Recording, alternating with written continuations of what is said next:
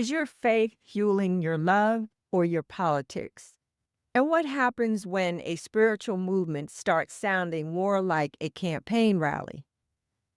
We're going to talk about Christian nationalism and the New Apostolic Reformation and why these two powerful movements matter and are influencing Christians across America and the globe.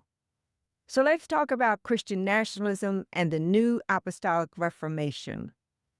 Here's the thing. Many people are involved in these movements without even realizing it.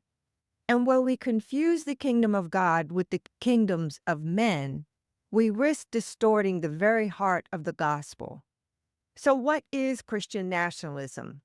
Christian nationalism, defined, is the belief that America is and should remain a Christian nation. It blends faith with patriotism, often promoting the idea that true American identity depends on being a Christian. Many see the U.S. Constitution as divinely inspired. They want Christian laws and Christian leaders. Many paint non-Christians as threats. It focuses on taking America back. But here's the issue. Christian nationalism elevates the nation over the kingdom of God. It often preaches fear, exclusion, and power rather than love, service, and transformation. So let's talk about the New Apostolic Reformation. This is a loosely connected movement where modern-day apostles and prophets claim God has given them special authority, not just over churches, but over governments, media, and culture and the like. It's called the Seven Mountains Mandate. It promotes supernatural power, prophecy, and dominion. It claims direct revelation from God, and it's a hierarchical type of leadership, apostles on the top, prophets following. At its core, NAR isn't just about revival, it's about control.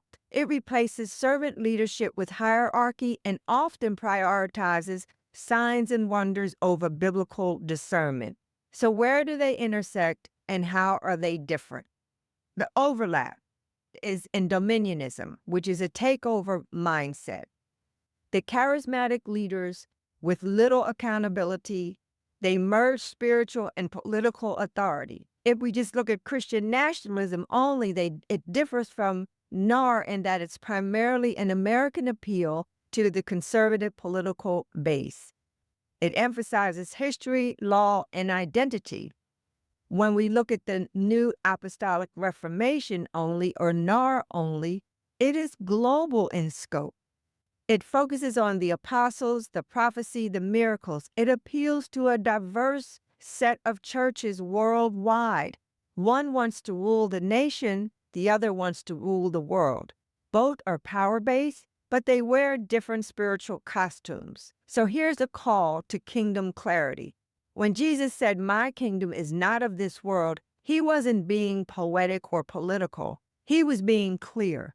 The answer to distortion isn't more fear, it's more Jesus.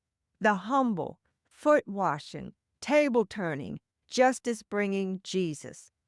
He espoused servanthood over power, justice over control, love over fear, humility over hierarchy, Jesus-centered, not nation-centered.